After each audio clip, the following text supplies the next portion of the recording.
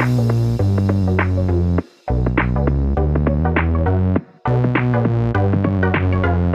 welcome everybody to another episode of Chris and Dave's Reality TV Cast. I'm one of your hosts, Chris, and my co-host, a very good friend, is Dave.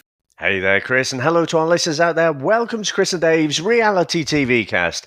We are covering Married at First Sight UK Season 8, Episodes 2 through to 4. Now, Chris, where would you like to start today? Well, Dave, we had the honeymoons, and we had Nathaniel and Ella, who, you know, I've got to say, actually, before we talk about them, it's become, I'll be honest with you, watching these 4 episodes, it's becoming more apparent that what people ask for, they're just going to go, I'll tell you what, let's just do the opposite for ratings. Because I felt this week that none of the couples are compatible. By the end of the week, I was like, I can clearly see people who should be together and are not together. And this is another prime example. You know, I mean, Nathaniel's come out and he's all over social media. He's absolutely tore a new house to the producers. He's really laid into everyone, saying like the person he asked for, he's pansexual. The person he asked for was basically the opposite of Ella in personality, what she wants, everything. And he said, and this is how I felt watching it this week. I'm like, every couple, I'm like, none of these fuckers are going to get together. It does lead to the potential affair stuff, Dave, which I've heard rumours there may be one later down the line, and that's what makes MAFS fucking gold, doesn't it, when the other couples sort of dilly-dally out play away. But I think this has started. I've enjoyed it. I have enjoyed it. I love MAFS, but it started off very, very obvious what's going to go on, I think. I think mostly, I mean, there's a bit of a ratio thing going on, isn't there? I think they give us a couple that you think, oh yeah, that can work, that, you know. So Jay and Luke, we saw in episode 1. Yeah. You know, you're thinking, yeah, actually, they seem very well matched. They seem to broadly be what each other was asking for. And then you put together like Laura and Arthur. And the thing is, Chris, you know, some of them need to get up fucking out of their own arses, because they're like, someone like Laura, she describes someone so fucking specific and, you know, literally within a mile radius of Chelsea. And it's like, so what are you doing on here then? If you're going to be so fucking specific, just go out fucking drinking in Chelsea and eventually, you know, trial and error, you'll stumble into someone. Well, actually, she won't, because it is that specific, and probably that person doesn't exist who will put up with her shit. But, yeah, but then you get, like, fucking... well, let's talk about... I'll tell you what, just talk about the different couples. So Roz and Thomas, Chris. Now, again, probably give him a bit of a hard time about, you know, he gets perceived as being a Tory, but I kind of heard that initially as he is one, so I'll cut him a little bit of slack. But you know what I won't cut him slack for, Chris, is being a fucking knob and like, oh no, I've been so hurt in the past, I can't even give someone a fucking hug. You know, it's like, what are you doing on this show? You're just taking up space of someone. What is the point of you being there? It's not like she's asking you to fucking munch down on her. She's just asking for a fucking hug. And he's like, oh, no, I've been so hurt in the past that, you know, I can't possibly do that. I wouldn't hug a stranger. No, but you fucking marry one. Yeah. You fucking munch down on someone. What the fuck? Where have you pulled this from, Dave? You've come in hot today. That is brilliant. That couple, him in particular, he just annoys me, because it's like, what is your deal? You've taken a bold step, fair enough, you know, to marry a stranger. And have you noticed, Chris, when they all speak to the parents, it's always the same thing. I'm going to get married to a stranger. As if it's like season 1 and no one's fucking heard of Married at First Sight. And the popularity of it now, pretty much everyone's heard of Married at First Sight, haven't they? It's not quite Love Island levels where, you know, it really, you know, captures the imagination of the nation at the time that it's running. But Married at First Sight is definitely getting there and got a good old following. But it's as if Married at First Sight doesn't exist, and they just have to say, oh yeah, I'm going to get married to a stranger. But I can't wrap my head around Thomas saying, or Thomas going through with getting married, even though we know it's fake marriages and stuff, but you go through the whole process and, for me, you've got to fucking commit to it and then see where it goes. He's in this perpetual state of being like fucking Prince Charles level. Oh, that's fucking King Charles now, isn't it? Levels of reserved. So, yeah. What a knob, Chris. You come in hot here, Dave. He just pissed me off. But I think exactly the first bit of the terminology there is correct. Is he won't hug somebody, but he'll fucking marry somebody. And it's like, what is the point of him being here? There's nothing between them two at all. I just cannot see it. And I did think he was probably more suited for Peggy in some respects because of what he sort of wants out of life to what she wants. Not fucking Georgie, but we'll talk about him very soon, Dave. But anyway, Nathaniel and Ella. So he has a dig at her saying that she's a stripper, right, to win an argument. Storms off. And I'm like, well, we haven't seen this. Why? She's confided in him here. Whatever's she's done in the past, that should have no consequence on this show. And I just think watching these two together, it's purely a marriage of social media. They need them followers. They need the platform. This is exactly what it is. I mean, he's been on Geordie Shore. I've actually seen him. I recognise him. He's from Manchester. He's a bellend. Not sure about Ella intentions. I think it's just purely a device for both of them to just get a bit of exposure for their, personalities online. Yeah, 100%. I mean, I've got no horse in that race, though. I just think they're both just... the trouble is there's so much going off camera, isn't there? All these conversations. And I just found that really weird, that whole conversation. And he's saying about, oh, your secret and this, that and the other. And he's like, well, you're a stripper. It's like, so fucking what if she is? Like, does it matter? Like, but you said it as if, like, it's this massive thing that, should... Look, as if it's not going to get out in the fucking media. Journalists are going to be all over it, aren't they? But so fucking what? And like, it made no sense to me. But I mean, I can imagine. I mean, the pair of them just seem like such attention seekers, don't they? I mean, it's just, you could tell pretty much straight away. They're not going to get on. But I don't know. I think, right. Are they going to be there next week, though? So they're obviously, you're looking at it and you're thinking, yeah, they shouldn't really be together. But how many times have we seen it, Chris, where they're like, the honeymoon goes terribly. And then it's like, yeah, next week we'll go on and we'll sit on the couch and speak to the experts, Chris. Yeah. Because we just really want to be on TV is the reality of it. That's true, and you're right. And I think for the show, these two are going to be drama, aren't they? Complete drama. When they get in the flat together and they start living, the apartment, Dave, not the flat. That's a very northern thing, a flat. But an apartment. I think you're right. They are going to milk it. Whether we get to Harrison and Bronte levels of, I am staying in this for as long as I can, God. Bronte. Fuck me. I mean, all Harrison didn't do was fucking go and bloody, perform an armed robbery. She still would have fucking protected him and said, oh, no, I get it. I totally get it. It's fine. Yeah, we're working through it. It's like, it was so obvious why they were both in the show. And it felt like, as we watched it, he was doing it to get off the show. And she was like, fuck this, I'm not going anywhere. I'll just put up with you being a bella until it was too late. And he didn't leave in the last week. But with these two, it's not going to work. It's a load of bullshit. And I think it's already toxic and it's going to continue. I'm here for the popcorn, Dave, of it all, but I do think it's going to drag every other couple into it, like we've seen in the past. And I think it'll just, I think we're going to get some corking arguments off the back of this relationship.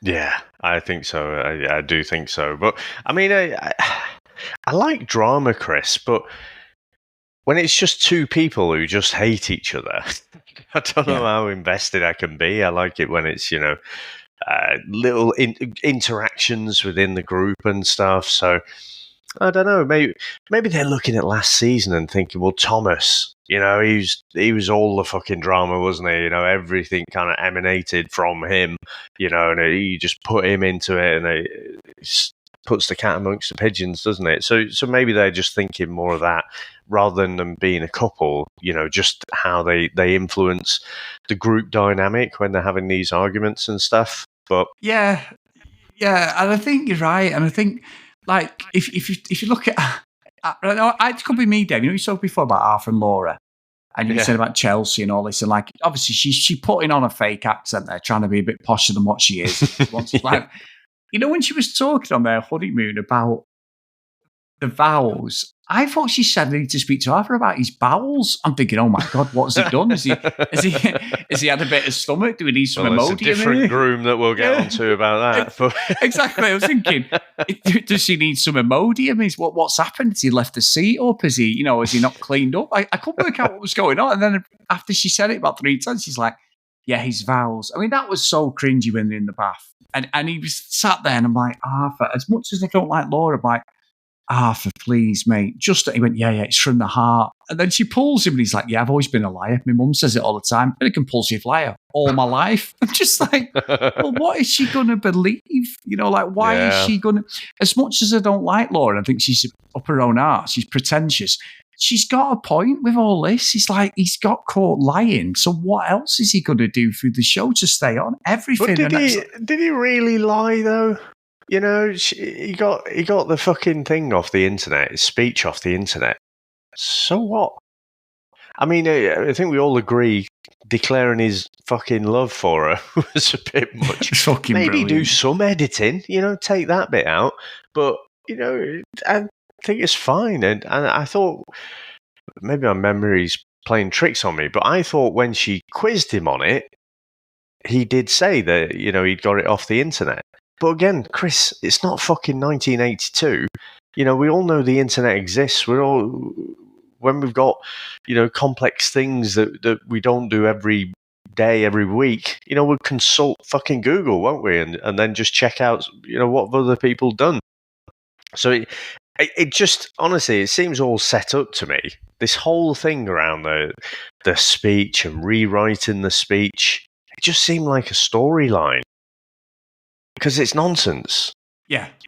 And I said to you during the last time we recorded for the show was that her speech, I'd heard it before, the 3 things she wanted out of her partner. And that was so she was taking the high horse. But look, with them two, I know she sort of cooled, she warmed to him a bit as it went on, didn't she? Like they were playing tennis, she's like, take your top off and all this. But the bath thing was just cringe. It looked like a fucking tiny bath they were trying to squeeze in, and you've got a camera people with boom mics and fucking makeup and lighting all around you, and they're trying to look sexy. It was very bizarre, that scene. But I do think for them two, there might be a chance, but I think when she gets back into the real world and she seems so pretentious, I think she'll just be embarrassed by him, even though a tennis coach, he's quite, he's talented to be able to do that. Yeah, and she obviously warmed to him very much when she saw him in his element kind of thing. And to be fair, she started off, I felt horribly. But in the next couple of episodes, I thought the bits we saw of her, I thought she got better as it went along. And when he's giving her the old massage, there was definitely a bit of chemistry there, wasn't there? Yeah. But, I just can't shake that first impression. And if we're going to do some wild predictions, Chris, I mean, I think her type is more of someone with a bit of a posher accent, bit of a pretentious prick. I think she might go for Georgie, Chris. I think you're right. I mean, I said Peggy, but I think you're right, actually, Dave. I think that's probably the call. The money ties by like the lifestyle, I think, more than the person. Seems to be just to say we're here, sort of thing. Checking in at like the most expensive fucking restaurant in Chelsea. So that seems like her sort of style at the moment. Yeah. Anyway, at the moment. But Dave, so we've gone a few. I thought episode 4 was one of my favourites. The last one of the week. So if we get to meet both couples, but the talk about Tasha and Paul, if that's all right first. Paul, lovely guy. I thought, like, you've got the old classic, his mum wants to get involved. What the hell's this? I'm not coming to the wedding. It's a little bit of conjecture. He's like, I'm not going. And he's panicking a bit. And this is why I'm calling the fucking experts out again. You then put her with Tasha, who said like she's the youngest contestant. He's going to be the youngest couple ever on MAFS. She's a party animal, isn't she? And I know opposites attract. You can't have both of you just being crazy, but showing her with her friends. And at first I thought, she seems like a lovely girl. And then the more she was like, it went through it, I was thinking, she seems false to me. When they asked her a question about what are you going, a friend or something, like, what are you going to do when you meet his family? And she went, I'd never thought of that. And I thought, fuck me, that was like somewhat of Hollyoaks. It was the worst acting I have ever seen. But Paul, I am team Paul. I thought he was a really nice guy in his speech. And obviously the backstory about losing his friend, Jack, was lovely. Oh, I mean, she got up there and hugged him. That was bullshit. His mum would have been up there. Why would she get up there? I know it was all to show that the thing after she'd had the chat with his mum. But I'm not convinced by Tasha at all. Well, I disagree, Chris. I do think she is really outgoing. You can see it, when she's with her friends and stuff. She's really outgoing and, wanting to be a bit of a party animal. Yeah, again, you can take it as a given. Everyone on this show is definitely after the social media fame. All of them, without exception, right? So some are just more obvious than others. But I'm rooting for this couple as a couple that might actually work. And honestly, that speech when he was talking about his mate, Chris, I was gone. I just lovely, wasn't it? Yeah, it was lovely. But you could see his friends, were all choking up as well. And I thought it was interesting with Paul's mum and dad. The mum was the more vocal one. His dad didn't really speak to the cameras at all, but you could tell when she was speaking to when she was speaking to her mum, Tasha. When she got the validation that she's a Christian, that was it. Change. You could visually see it was like a weight had lifted off her shoulders. And the mum really warmed to her then. And it was like, okay, religion's a really big part of our lives. So, I was more worried about that than anything that, he'd end up with some atheist or something like that, and it caused ripples in the family. But I thought it went okay after that. And in fact, better than okay. So I'm rooting for these couples, Chris. Let's see, Dave. Let's see. The Chris reality radar is back in the game. That's my prediction. I do something off with it. However, Dave. What? That she's after a social media career? Is that the prediction? Is that the prediction? No. What is the prediction? The prediction is they won't last. That's the prediction. Okay. I think Paul seems a good guy. None of them will last. Let's say one couple will. Yeah. Actually, I'm probably about to say these may be the only ones that might last, but I'm fucking the rest Jay of them. And Luke. If I was to say the one couple that would probably stick together, Jay and Luke would be my bet. Yeah, in fact, actually, you're correct there. Yeah, right. I'm sticking to what I said then. I'm not flip flopping. However, we get the last couple of the week is Peggy and George. So Peggy lives with her parents. She idolizes her mum and dad. She's very respectful. It shows like she isn't a party girl. She loves her family, everything. And then we get to meet George, who for me is a carbon copy of Bob from season 6, who was an absolute balloon head. But George is a knobhead stroke bellend who's even worse than Bob. At least Bob was like a lovable Labrador. This guy, for me, I just think that he's a setup because he's fucking clueless and he's half French. So you're thinking, we're going to get a bit of the old je ne sais quoi. And the lines he was coming out with, and I got an E in French, by the way, Dave, but the lines he comes out with and the stuff, I'm like, you can't be that fucking naive and deluded. What a bellend he is. I hope it is a setup and everyone's in on it. Because if not, it's fucking wrong. Because they've done this before, haven't they, Chris? Where they'll put together someone. So some girl in her early 30s, or I should say woman rather, Chris, in her early 30s, biological clock is ticking, very interested in getting married, having babies and everything. And then they put her with some fucking man-child. and it's just like, this would be fucking great for the drama. But So that's the alternative. It's got to be one of those two things, because no one is looking at this couple objectively and saying, "Yeah, fucking nail that match there." She's headlong in it. That's where she wants to be in her life, and he's an absolute muppet, and you could tell him and his friends. All of them are just bellends. I mean, the thing is, Chris, they come across like 14-year-old boys. You know, the dialogue between them. I mean, some of the things he was coming out with, he was talking about, what was it? Something about the Itty Bitty Titty Club or something. I wonder if she's one of them. Or, you know, when he actually met her, what did he say? It was something like, "I want to see those titties," or something like that. I'm going to quote, "I want to see those cannons front and centre." And I'm like, how old are you? I was in hysterics, by the way. I was laughing my head off. I was like, how old are you? Like, I know a lot of our listeners are not from the UK, but the Carry On movies were so fucking non-PC when we watched them all as kids. It's like an episode of that, and it like Carry On Matron or something. Or it's just, I cannot believe he's that serious there, because he is a prick. And like you say, his mate telling that story, it's probably the worst best man speech I've ever heard. It was fucking terrible. I don't know, I've heard a few bad ones, but you can tell, you can sniff it out, so to speak. You can tell when someone is a knob and like so immature, you know, and all the mates, like I say, they all flock together.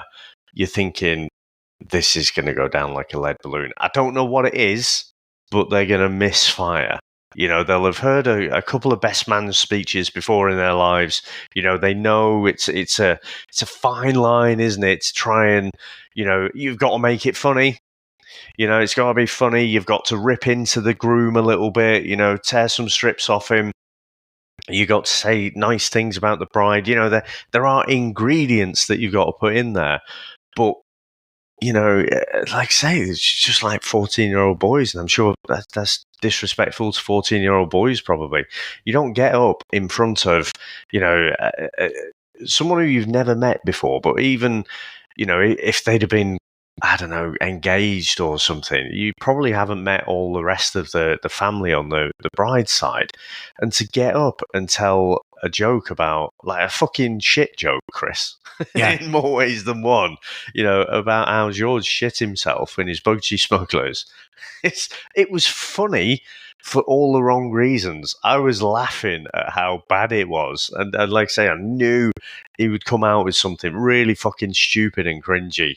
And he hit it out of the park. Oh my God, did he hit it out of the park? And also George as well, you know, he sits with his sister. We always have this, like, whether it's like with Paul, before this was obviously his mum was, you know, wary of this whole show. Don't get it. I completely understand why. Her sister, we get the camera, the close-ups. The last thing you do, Dave, what you always need to do is she's up wary of, like, who is this guy? You know, we're getting together, blah, blah, blah. And then he winks at his fucking mates, not even paying attention. That is so fucking ignorant and wrong. And I had quite an experience about that quite recently. We was at a do, and a friend of ours was talking to us for 2 hours. Like, you know, I could talk and peddle some shit, Dave, when I get going, and we can talk for ages. This guy made me look like I get to the fucking point when I'm telling a story. And we were there. Yeah, exactly. We were there for 2 hours, and me and Sam were looking at each other. And we listened, went along, you know, and it was fine. He was, you know, he's a good guy, but it was like chatting away. And then we told a story, and all he was doing was looking around the room. As I'm talking to him, I'm like, oh, that is fucking rude. I've had to sit here and listen to all these people I don't know while you bitch and slag them off. And I'm like, I haven't got a fucking clue you're talking about. But he was so like what he did, and I was like, oh, that's bad manners. That at least pretend that you're fucking engaged, like I've had to do for the last hour and a half. Jesus Christ! But anyway, that was a recent experience, Dave. That's all I'll say to you. Okay, that's all I'll say. But I thought the way he did it was like, you know, hey, talking to the sister now. Hey, lads, look at this over here. You know, it's like. Chris, he's like an 80s bad guy in a rom-com, isn't he? You know, he's just that utter dick who's, you know, married the girl, but there's someone, I don't know, fucking Adam Sandler or someone is the person she should be with or something like that. You know, he's like a caricature. And so like I say, I was thinking about the producers, and I was like, well, I fucking hope he's a plant, and Peggy knows it as well, because otherwise you're just fucking with them. I mean, Peggy's not after a project, is she? Yeah, She's no. 30 fucking 2. She's not looking to, help him become a man, so to speak. So, yeah, I don't know. I mean, these two have got no fucking chance, though, have they? But definitely, I think there's potential in George for a bit of infidelity to spice up things a bit, create some drama within the group. Oh, yeah, Dave. And that's what we need, to be honest, don't we? I mean, look, by the time we get to the end of this show, there'll have been 40 episodes that we've covered. Obviously, we're not doing a daily one. Thank God. But I would say that the dynamics of the whole group will change. Some couples won't be there. We'll also don't forget, we do get the special, let's introduce 2 new couples, so another 4 people halfway through the show. So they're going to come in as a bombshell type couples, aren't they? So let's see how that plays out. But I have enjoyed it. It feels like I've put my comfy slippers back on, Dave. And I've enjoyed it. But the only problem is, I did say it when we recorded, I'm about to go away. So the second week, we're just going to have to do a bit of a double whammy and catch up, aren't we? Just recording-wise anyway, because I've got a lot of watching when I come back off my holiday, Dave. Yeah, so remind me which day you come back. It is a Monday, so we're like the 2nd, 3rd of October. Okay, so probably we'll do that whole second week in one go, probably. Yeah. And then catch up. Yeah, and don't be messaging me, because it would kill me if you're like, oh my God, mate. And I'm like, no, stop it. It hadn't even occurred to me, but there is nothing I want to do more than to just say, Chris, you will not fucking believe what's happening on MAFS. Oh my God, I can't wait till you see this. Stop it. Variants around that theme, I think. Yeah, I think so as well. But no, good stuff, mate. Anything else before we go? No, I would just say that obviously for our Patreons, we're covering My Mum, Your Dad. We're going to do the second week of that as well. So if you haven't already, go and listen to that on patreon.com. Is it /CD realitycast? It is, babe. You normally announce that stuff. But yeah, I think it's such a contrast to this one. But we've had a lot of fun with that one as well. No, it's good stuff. And as always, guys, email us, see what you think of MAFS so far. Has it lived up to it? I know we're only 4 episodes in, and all the couples are not even married yet, so we've got a couple more at the start of next week. But yeah, email us at cdrealitycast@gmail.com. If you want to follow us on social media at cdrealitycast. Please go to Facebook, Chris and Dave's Reality TV Cast. And if you do get time, please drop us a review on the show. We really appreciate it if you could. It just helps us get up there in the charts.